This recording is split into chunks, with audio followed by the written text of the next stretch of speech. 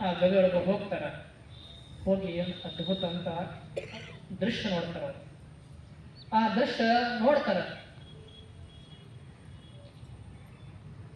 ಕತ್ತಲದ ನೆಲದೊಳಗೆ. ಆದ್ರೆ ಗವೆ ಒಳಗೆ ಹೋಗ್ತಾರ. ಹೋದ ನಂತರ ನೋಡ್ತಾರ ಅದ್ಭುತ ಬೆಳಕ, ಏನೂ ಇಲ್ಲ, ಆದ್ರೆ ಅಪ್ರತಿಮ ಬೆಳಕಲ್ಲ. ಆ ಬೆಳಕನ್ನು ನೋಡಿ ಅಲ್ಲವರು ಬೆಳಗಾಗ್ತಾರೆ. ನೋಡ್ತಾರ, ಏನಿಲ್ಲ, ಯಾರೋ ಒಂದು ಕುಂತಾರ, ಅಂಗೈದಲ್ಲಿ ಒಂದು ಏನೋ ಒಂದು ಬೆಳಕದ, ಅಪ್ರತಿಮ ಪ್ರಕಾಶ. ಆ ಪ್ರಕಾಶನ ನೋಡಿ ಅಲ್ಲವರು ಬೆಳಗಾಗ್ತಾರೆ. ಅದನ್ನ ನೋಡಿ ಅಲ್ಲವಾಗ ಪಡಿಬೇಕಂತ ಇಚ್ಛೆ ಆಗ್ತದೆ. ಆ ದೃಶ್ಯ ಅಲ್ಲವರು ನೋಡ್ತಾರ. ಅದನ್ನ ಅನಿಮಿಷರು ಕುಂತಿದ್ರು. ಆ ಅನಿಮಿಷರ ಕೈಯಾಗ ಇಷ್ಟಲಿಂಗ ಲಿಂಗವನ್ನು ಹೊಳಿತಾರೆ. ಆ ಹೊಳೆಯವನ್ನ ದೃಶ್ಯ ನೋಡ್ತಾರ, ಅಪ್ರತಿಮ ಪ್ರಕಾಶ. ಆ ಲಿಂಗವನ್ನು ಅಲ್ಲವರು ತಗೋಬೇಕಂತ ಇಚ್ಛೆ ಆಗ್ತದೆ. ಅಲ್ಲಿವರೆಗೆ ಏನೂ ಇಲ್ಲ ಅಂತ ಅಲ್ಲವ ಅದನ್ನ ಪಡಿಬೇಕು, ನಾನು ತಗೋಬೇಕಂತ ಹಂಬಲಾಗ್ತದೆ, ಇಚ್ಛೆ ಆಗ್ತದೆ.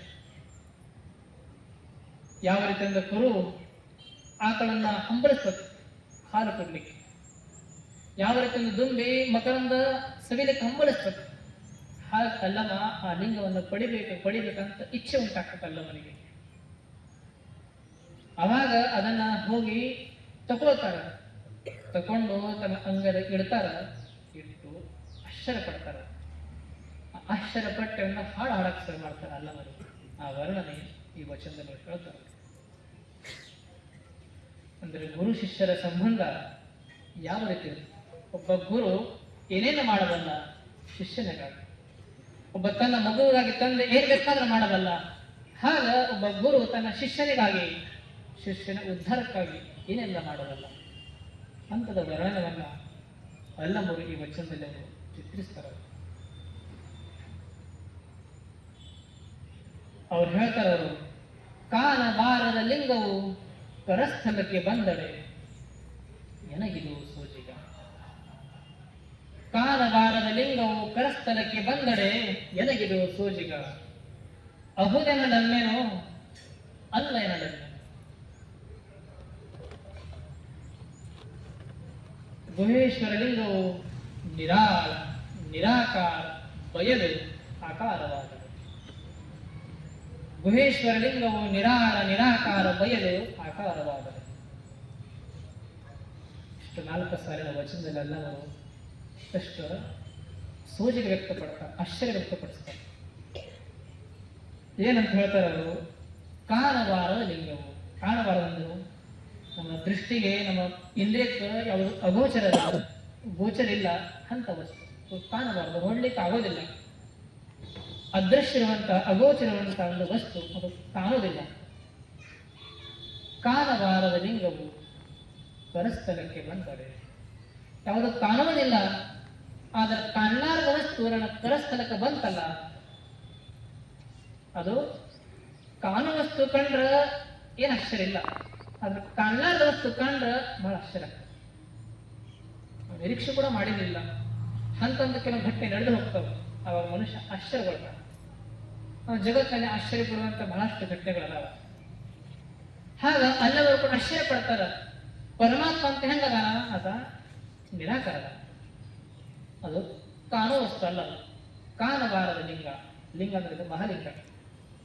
ಮಹಾಲಿಂಗ ಕಾಣುವಲ್ಲ. ಎಲ್ಲಾ ಜಗತ್ತಿಗೆ ಏನು ಆಧಾರ ಇರ್ತದ ಅದು ಮಹಾಲಿಂಗ. ಅಂತ ಮಹಾಲಿಂಗ ಕಾಣಬಾರದು, ಆದ್ರೂ ಕೂಡ ಅದು ಕರಸ್ಥಲಕ್ಕೆ ಬಂದದ. ಕಾಣಬಾರದ ಲಿಂಗವು ಕರಸ್ಥಲಕ್ಕೆ ಬಂದಡೆ ಎನಗಿದು ಸೋಜಿಗ. ನನಗೆ ಆಶ್ಚರ್ಯ ಆಗ್ತದೆ. ಒಂದ್ಸಲ ಹೇಳಿದ್ರೆ ಸಾಕಾಗೋದು, 2 ಸಲ ಹೇಳ್ತಾರೆ ಎನಗಿದು ಸೋಜಿಗ. ನನಗೆ ಬಹಳ ಆಶ್ಚರ್ಯ ಆಗ್ತದೆ. ಯಾಕೆ? ನಿರಾಕಾರವಂತ ಪರಮಾತ್ಮನ ಸಾಕಾರ ಹೆಂಗದ? ಅಸಾಧ್ಯನ ಹೆಂಗ ಸಾಧ್ಯ ಇದೆ? ಮುಂದೆ ಹೇಳ್ತಾರ ಅವರು, ಎನಗಿದು ಸೋಜಿಗ. ಅಹುದೇನಡಮ್ಮೆನೋ ಅಲ್ಲ ಎನಡಮ್ಮೆನೋ. ಅದನ್ನ ಅಹುದನಬೇಕು ಅಲ್ಲ ಅನ್ನಬೇಕು, ಏನೋ ಗೊತ್ತಾಗ್ತಾರೆ. ಅಹುದನಬೇಕು ನಿರಾಕಾರ ಮಹಾಲಿಂಗ ಇಷ್ಟು ಹೇಗಾಗ್ತದೆ? ಸಾಧ್ಯ ಇಲ್ಲ. ಅದಕ್ಕೆ ಅಹುದ ಅನ್ನಂಗಿಲ್ಲ. ಅಲ್ಲ ಅನ್ನಬೇಕು ಅದರದಾದ, ಅದನ್ನ ಅಲ್ಲನೂ ಕೂಡ ಅನ್ನಂಗಿಲ್ಲ. ಅಹುದು ಎನಡಮ್ಮೆನೋ ಅಲ್ಲ ಏನಲ್ಲ. ಗುಹೇಶ್ವರ ಲಿಂಗವು ನಿರಾಕಾರ. ಹೆಂಗದು ನಿರಾಳ ನಿರಾಕಾರ ಹಂತದನ್ನೆಲ್ಲವರು ಈ ವಚನದಲ್ಲಿ ಚಿತ್ರಿಸ್ತದ. ಯಾಕೆ ಪರಮಾತ್ಮ ನಿರಾಕಾರ ವಸ್ತುದ. ಅದನ್ನು ನಾವು ಗುರು ಏನು ಮಾಡ್ತಾರೆ ಅಂದ್ರೆ ಆತನ ಉದ್ಧಾರಕ್ಕಾಗಿ ಸಾಕಾರ ಲಿಂಗ ಪರಸ್ಪರ ಕೊಡ್ತಾರೆ. ಅದು ಎಲ್ಲವರೆಗೂ ಆಶ್ಚರ್ಯ ಆಗ್ತದೆ. ಬಯಲ ವಸ್ತುವನ್ನ ಯಾವುದು ಅತ್ಯಂತ ಪರಿಶುದ್ಧದ, ಯಾವುದಕ್ಕೆ ಆಕಾರವಿಲ್ಲ ಅಂತ ಮಹಾಲಿಂಗ ಪರಸ್ಪರಕ್ಕೆ ಹಂಗ ಬಂದ. ಕಾನವಾರದ ಲಿಂಗವು ಪರಸ್ಪರಕ್ಕೆ ಬಂದಡೆ ಎನಗಿದು ಸೋಜಿಗ ಎನಗಿದು ಸೋಜಿಗ. ಅಹುದೆನೆ ನಮ್ಮೆನೋ ಅಲ್ಲ ನನಗೆ, ಅಹುದ ಅನ್ನಬೇಕು ಅಲ್ಲ ನನಗೆ. ಅದಕ್ಕೆ ನಾನು ಅಹುದ ಅನ್ನಂಗಿಲ್ಲ ಅಲ್ಲವೂ ಅನ್ನಂಗಿಲ್ಲ.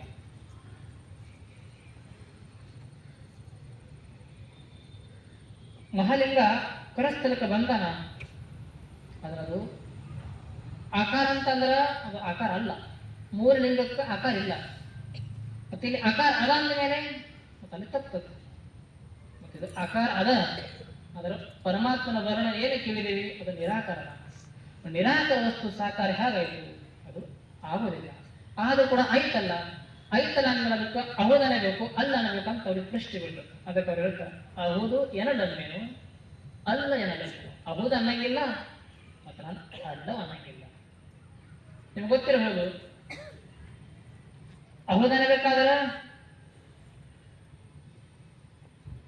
ಅದು ಪರಸ್ಥಳಕ್ಕೆ ಬರಬಾರ್ದು. ಅಲ್ಲ ಅನ್ನಬೇಕಾಗಿತ್ತಂದ್ರೆ ಅದು ನಿರಾಕಾರ. ಹೆಂಗ ಎರ್ನಾಟಿಕಲ್ ಥಿಯರಿ ನಾವು ನೋಡ್ತೀವಿ ಇಂಜಿನಿಯರ್ದಲ್ಲಿ. ಎರ್ನಾಟಿಕಲ್ ಥಿಯರಿ ಏನು ಹೇಳ್ಕೊಡ್ತದೆ? ಎರ್ನಾಟಿಕಲ್ ಥಿಯರಿ ಪ್ರಕಾರ ಎಲ್ಲ ಪಕ್ಷಿ ಹಾರ್ತವೆ. ಆದ ಎರ್ನಾಟಿಕಲ್ ಥಿಯರಿ ಪ್ರಕಾರ ದುಂಬಿ ಹಾರಬಾರದು, ನೇಮ ಅದ. ಅವರೇನು ಹೇಳ್ತಾರೆ ಈ ಲಕ್ಷಣ ಇದ್ರ ವಸ್ತು ಹಾರ್ತದೆ, ಯಾವುದೇ ವಸ್ತು ಇರ್ಬೋದು ಹಾರಬಹುದು. ಆದ್ರೆ ದುಂಬಿ ಮಾತ್ರ ಅಪವಾದದ. ದುಂಬಿ ಎರ್ನಾಟಿಕಲ್ ಥಿಯರಿ ಪ್ರಕಾರ ಹಾರಬಾರದು ಅಂತ ಎಲ್ಲಾ ವಿಜ್ಞಾನಿಗಳು ಎರ್ನಾಟಿಕಲ್ ಥಿಯರಿ ಎಲ್ಲರೂ ಅದೇ ಹೇಳ್ತಾರೆ. ಆದರೆ ದುಂಬಿ ಹಾರ್ತದೆ. ಎರ್ನಾಟಿಕಲ್ ಥಿಯರಿ ಸುಳ್ಳು ಅನ್ಬೇಕಾದ್ರೆ ದುಂಬಿ ಹಾರಬಾರ್ದು. ಎರ್ನಾಟಿಕಲ್ ಥಿಯರಿ ಸುಳ್ಳು ಅಂದ್ರೆ ಎಲ್ಲ ಹಕ್ಕಿಗಳು ಹಾರ್ತವೆ. ಎರ್ನಾಟಿಕಲ್ ಥಿಯರಿ ಖರೆ ಅನ್ಬೇಕಾದ್ರೆ ದುಂಬಿ ಹಾರ್ತದೆ. ಅದು ಖರೆ ಆಗಿದ್ರೆ ದುಂಬಿ ಹಾರಬಾರದು, ಅದ್ರ ಸುಳ್ಳಾಗಿದ್ರೆ ದುಂಬಿ ಹಾರಬೇಕು. ಆದ್ರೆ ಥಿಯರಿ ಸುಳ್ಳು ಅಲ್ಲ, ಅದು ಖರೇನಲ್ಲ. ಯಾಕೆ? ಅದು ಸುಳ್ಳು ಆಗಿದ್ರ ದುಂಬಿ ಹಾರ್ತದೆ. ಅದು ಖರೆ ಅದ ಪಕ್ಷಿ ಎಲ್ಲ ಹಾರ್ತದ. ಯಾವುದು ಖರೆ ಯಾವುದು ಸುಳ್ಳು? ಅದನ್ನು ಖರೆ ಇದನ್ನು ಖರೆ. ಎರ್ನಾಟಿಕಲ್ ಥಿಯರಿ ಪ್ರಕಾರ ಪಕ್ಷಿ ಹಾರೋದು ಸರಿ ಅದ, ಅದರ ದುಂಬಿ ಹಾರೋದು ತಪ್ಪದ, ಹಾರಬಾರದು. ಆದ್ರೆ ದುಂಬಿ ಹಾರ್ತದೆ. ಯಾಕೆ? ಹೌದು. ಹುಡುಗ ಕೇಳ್ತಾನ ಅಹುದಲ್ಲೇ ಅಲ್ಲ ಯಾವುದು ಖರೆ ತಿಳಿಲಿ? ಎರ್ನಾಟಿಕಲ್ ಥಿಯರಿ ಖರೆ ತಿಳಿದು ದುಂಬಿ ಹಾರದ ಖರೆ ತಿಳಿಬೇಕು. ಎರ್ನಾಟಿಕಲ್ ಥಿಯರಿನೂ ಖರೆ ಅದ. ಥಿಯರಿ ಏನ್ ಹೇಳ್ತದ್ದು ಆಗ್ತಕ್ಕಂತೆ ವಿಮಾನ ಹಾರ್ತದೆ, ಪಕ್ಷಿ ಎಲ್ಲ ಹಾರ್ತದೆ. ಅದು ಸುಳ್ಳು ಅನ್ಬೇಕು, ಅದು ಸುಳ್ಳು ಅನ್ಬೇಕಾದ್ರೆ ಪಕ್ಷಿ ಹಾರ್ತವೆ. ಖರೆ ಅನ್ಬೇಕ ದುಂಬಿ ಕೂಡ ಹಾರ್ತದೆ. ದುಂಬಿ ಹಾರಬಾರದು. ಆದ್ರೆ ಅದು ಖರೇನ ಅನ್ಬೇಕಾಗೋದಿಲ್ಲ, ಸುಳ್ಳು ಅನ್ಬೇಕು. ಅಹು ಎಲ್ಲರೂ ಅಲ್ಲ ಅನ್ನೋದು. ಅದೇ ಖರೆ ಅನ್ನಬೇಕು ಆಗೋದಿಲ್ಲ. ಇದೇ ಖರೆ ಅನ್ನಬೇಕು ಅದನ್ನು ಕೂಡ ಅನ್ನಬೇಕು. ಆಗ ನಿರಾಕಾರವಂತ ಪರವಸ್ತು ಸಾಕಾರ ಇದೆ. ಯಾವುದು ಖರೆ? ಅಹುದೆಲ್ಲೂ ಅಲ್ಲ ನನಗೆ. ಅದಕ್ಕೆಲ್ಲ ಹೇಳ್ತಾರೆ ನಾನು ಅಹುದ ಅನ್ನಂಗಿಲ್ಲ, ನಾನು ಅಲ್ಲ ಅನ್ನಂಗಿಲ್ಲ. ಯಾಕಂದ್ರೆ ನಿರಾಕಾರದ ಇದು ನನಗೆ ಗೊತ್ತದ, ಅನುಭವಕ್ಕೆ ಬಂದದ. ಆದ್ರೆ ಸಾಕಾರ ಇತ್ತಲ್ಲ, ಮತ್ತೆ ಇದು ಅಲ್ಲ ಏನು? ಇದನ್ನ ಅದ. ಯಾಕೆ? ಆ ನಿರಾಕಾರ ಪರಮಾತ್ಮನ ಸ್ವರೂಪವೇ ಗುರು ಆದ್ದರಿಂದ ಆ ಗುರು ಏನ್ ಹೇಳ್ಕೊಡ್ತಾರ ಅದೇ ಇದು ಅದ, ಅದೇ ಇದು ಅದ ಅಂತ ನಿನ್ನ ಭಾವಿಸಿ ಅಂತ ಹೇಳಿದ್ರು. ಅದು ಬೇರೆ ಇದು ಬೇರೆ ಅಲ್ಲ. ಮಹಾಲಿಂಗವೇ ಇಷ್ಟಲಿಂಗ ಅಂತ ಗುರು ಹೇಳಿಕೊಟ್ಟಾರ. ಯಾವಾಗ ಪರಮಾತ್ಮ ಸ್ವರೂಪ ಏನಂತ ಗುರುಗಳು ಹೇಳ್ಯಾರ ಅಂದ್ಮೇಲೆ ಅದು ಸುಳ್ಳು ಹೆಂಗಾಗ್ತದೆ? ಸುಳ್ಳು ಆಗೋದಿಲ್ಲ. ಗುರು ಹೇಳಿದ ಮಾತು ಸುಳ್ಳು ಆಗಲ್ಲ ಅಂದ ಮೇಲೆ ಇಷ್ಟಲಿಂಗ ನಾವು ಸುಳ್ಳು ಹೆಂಗ ಅನ್ನಕ್ ಸಾಧ್ಯ? ಇದು ಸಾಕಾರ ಸುಳ್ಳು ಅನ್ನಕ್ ಆಗೋದಿಲ್ಲ ಅಂದ್ಮೇಲೆ ಮಹಾಲಿಂಗ ನಿರಾಕಾರದ ಅನೇಕ ಸುಳ್ಳಾಗ್ತದೆ. ಅದು ನಿರಾಕಾರ ಆಗಿದ್ದು ಸತ್ಯನೇ, ಸಾಕಾರ ಆಗಿದ್ದು ಕೂಡ ಸತ್ಯನೇ. ಅಹುದೆನಲ್ಲಂಗನು ಅಲ್ಲನೆಲ್ಲ.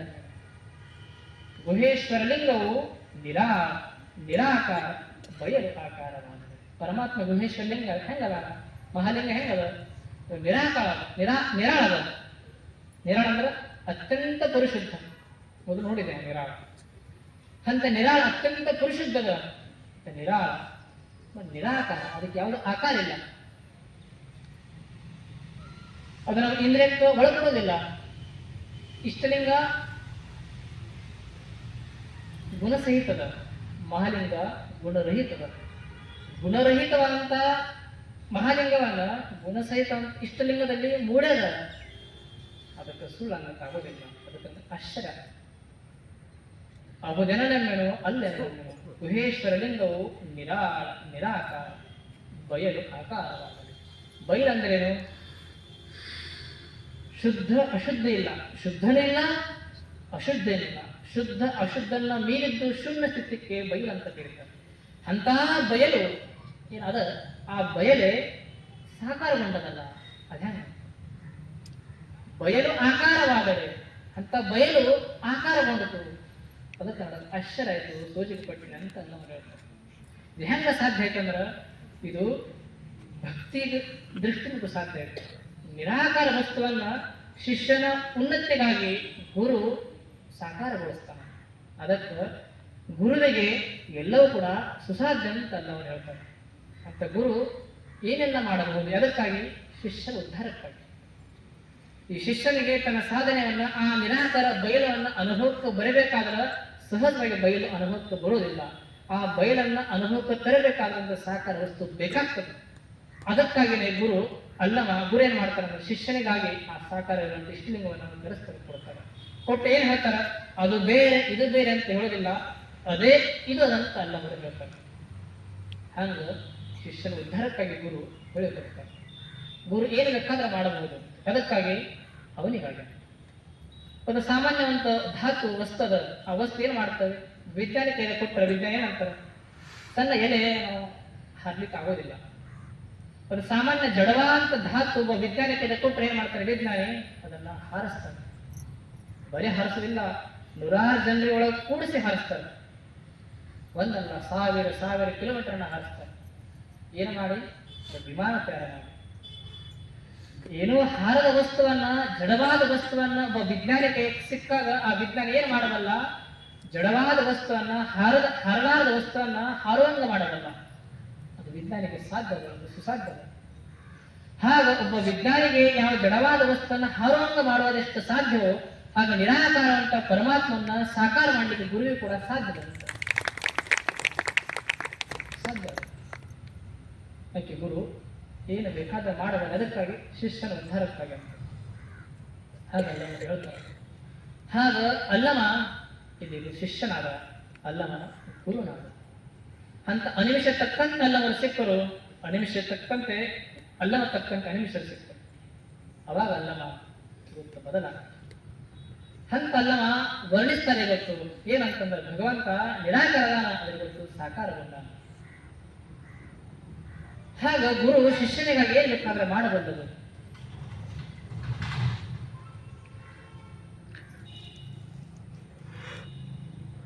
ಗುರು ಬರೇ ಬಾಯಿಂದ ಉಪದೇಶ ಅಲ್ಲ, ಅವರು ಬದುಕೇ ನಮಗೆ ಉಪದೇಶ. ಗುರು ಏನ್ ಹೇಳ್ತಾರ ಆ ಹೇಳಿದನ್ನ ನಾವು ಕೇಳ್ತಾ ಕೇಳ್ತಾ ಹೋದಂಗ ಬದುಕು ಬದಲಾಗ.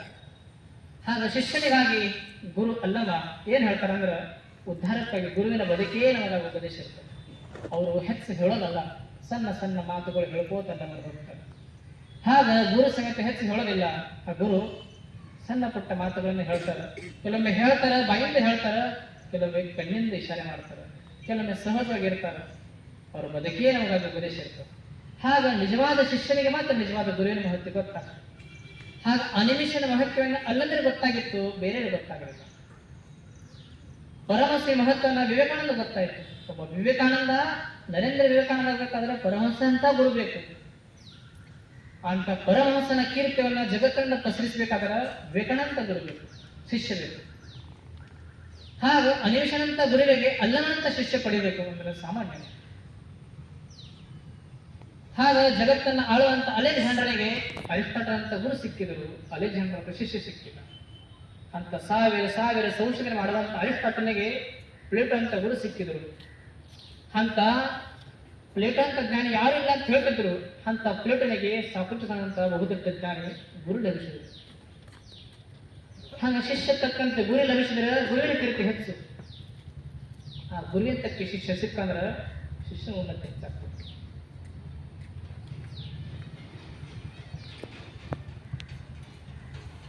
ಆಗ ಚನ್ನಬಸವಪಟ್ಟತಕ್ಕಂತ ಅಪ್ಪರು ಸಿಕ್ಕಾರ ಅದಕ್ಕೆ ಚನ್ನಬಸವಪಟ್ಟದ ಕೀರ್ತಿ ಹೆಚ್ಚಾಯಿತು. ಅವರು ತಕ್ಕಂತೆ ಇವರು ಶಿಷ್ಯ ಸಿಕ್ಕರು, ಇವರು ತಕ್ಕಂತೆ ಗುರು ಅವರು ಸಿಕ್ಕರು. ಅದೇನೇ ಅವರ ಸಂಬಂಧ. ಇವರೆಷ್ಟು ಸಮರ್ಥ ಅಂತ ಗುರುವಿನ ಮೀರಿಸಬಲ್ಲಂತ ಶಿಷ್ಯ ಕೂಡ ನಮ್ಮ ಗುರು ಬಸವಪಟ್ಟದ್ರೆ ಅಷ್ಟೇ ಸಮರ್ಥ ಸಿಗ್ತವೆ. ಇವರು ಸಂತೋಷ. ಇಂಥ ಗುರು ಸಿಕ್ಕಿದ್ದು ಅವರ ಭಾಗ್ಯ, ಅಂತ ಶಿಷ್ಯ ಸಿಕ್ಕಿದ್ದು ಗುರುವಿನ ಭಾಗ್ಯ. ಬೇಕಾಗ್ತದೆ. ಬೀಜ ತಕ್ಕಂತೆ ಭೂಮಿ ಇರಬೇಕು, ಭೂಮಿ ತಕ್ಕಂತೆ ಬೀಜ ಇರಬೇಕು. ಅವು ಎರಡು ಕೂಡ ಬೆಲೆ ಬರಾಗ್ತದೆ. ಹಾಗ ಗುರು ತಕ್ಕಂತೆ ಶಿಷ್ಯ ಸಿಕ್ಕ ಅಂದ್ರೆ ಶಿಷ್ಯನಿಗೆ ಸಂತೋಷ ಆಗ್ತದೆ. ಶಿಷ್ಯ ತಕ್ಕಂತೆ ಗುರು ಸಿಕ್ಕಿದ್ರೆ ಗುರು ಕೂಡ ಆನಂದ ಆಗ್ತದೆ. ಜ್ಞಾನ ವರ್ಷ ಮಾಡ್ಬೇಕನ್ನಿಸ್ತದೆ. ಹಾಗ ಅವನ ಕಟ್ಟಿಗೆ ಮೇಘನೆ ಕೇಳಿಸ್ತು, ಮೇಘ ನನಗೆ 4 ಹನಿ ನೀರು ಸುರಿಸಂತ. ಅವಾಗ ಮೇಘ ಕೇಳ್ತು, ನನಗೆ ನೀರು ಸುರಿಸಿ ಏನು ಪ್ರಯೋಜನ? ಅವಾಗ ಕಟ್ಟಿಗೆ ಹೇಳ್ತು, ನಿನಗೆ ನೀರು ಸುರಿಸ ನೋಡು. ಅವಾಗ ನೀರು ಸುರಿಸಿದಾಗ ಅವನ ಕಟ್ಟಿಗೆ ಹೀಗ ಚಿಗಾಕ್ಸಾಯಿತು, ಎಲೆ ಬಂತು, ಹೂವಾಯಿತು, ಇಡೀ ಹೂವಿನ ಬಳ್ಳಿಯಾಯಿತು. ಭೂಮಂಡಲ ಸುಗಂಧ ಭರಿತ ಮಾಡಿತು. ಅದು ಹೇಳ್ತದೆ, ಮೇಘ ನಾನು ನೀರು ಸುರಿಸ. ಮೇಘ ಅಂದ್ರೆ ಗುರು ಇದ್ದಂಗ, ಕಟ್ಟಿಗೆ ಅಂದರೆ ಶಿಷ್ಯ ಇದ್ದಂಗೆ. ಮೇಘದಲ್ಲಿ ನೀರು ಇರಬೇಕು, ಶಿಷ್ಯ ಕಟ್ಟಿಗೆ ನಾನು ಬೆಳಿಬೇಕಂತ ವಿಶ್ವಾಸ ಇರಬೇಕು. ಹಾಗ ಗುರು ಅಂದ್ರೆ ಜ್ಞಾನ ಇರಬೇಕು, ಶಿಷ್ಯ ಅಂದ್ರೆ ಆತ್ಮವಿಶ್ವಾಸ ಇರಬೇಕು. ನಾನು ಬೆಳೆಯಬಲ್ಲೆ ಅಂತ ಆತ್ಮವಿಶ್ವಾಸ ಇರಬೇಕು. ನಿನಗೆ ಬೆಳೆಸಬಲ್ಲೆ ಅಂತ, ಜ್ಞಾನ ಕೊಡಬಲ್ಲೆ ಅಂತ ಸಾಮರ್ಥ್ಯ ಗುರುನಲ್ಲಿ ಇರಬೇಕು. ಕಟ್ಟಿಗೆ ಶಿಷ್ಯ, ಮೇಘ ಗುರು ಎರಡನ್ನು ಕೂಡಿದಾಗ ಅದ್ಭುತ ಭೂಮಂಡಲ ಸರಳ ಆಗ್ತದೆ, ಸುಗಂಧ ಬರೀತಾರೆ. ಹಾಗ ಗುರು ತಕ್ಕಂತೆ ಶಿಷ್ಯ ಸಿಗಬೇಕು, ಅದನ್ನು ಕೂಡ ಸುದೈವ. ಶಿಷ್ಯ ತಕ್ಕಂತೆ ಗುರು ಲಭಿಸಬೇಕು, ಅದು ಕೂಡ ಸುದೈವ. ಎರಡನ್ನ ಕೂಡಿದಾಗ ಏನು ಅದ್ಭುತ. ಹಾಗ ಈಗ ಅಲ್ಲವರೆಗೆ ಅನಿಮಿಷ ದೊರೆತಿತ್ತು, ಅನಿಮಿಷನಿಗೆ ಅಲ್ಲವ ದೊರೆತಿತ್ತು, ಸೋಜಗದ ಸಂಗತಿ. ಎರಡನ್ನ ಯಾವ ರೀತಿ ಸೋಜಿಗೋ ಹಾಗ ನಿರಾಕಾರ ವಸ್ತು ಸಾಕಾರಗೊಂಡಿದ್ದ ಸೋಜಿಗ. ಈ ಸಾಕಾರ ಇರುವಂತ ಬಂಧನಕ್ಕೆ ಒಳಗಾಗಿರುವಂತ ಜೀವ ಒಂದು ಶಿವನಾಗಬಲ್ಲ, ಅದು ಕೂಡ ಅಷ್ಟೇ ಸೋಜಿಗ ಅಂತ ಅಲ್ಲವರು ವರ್ಣಿಸ್ತಾರೆ. ಆ ವರ್ಣನವನ್ನು ನಾವು ಕೇಳೋಣ ಅಂತ ಹೋಗ್ತಾ ಮತ್ತೆ ಹುಡುಗ ಅದಕ್ಕೆ ಪರಮ ಪೂಜನೀಯ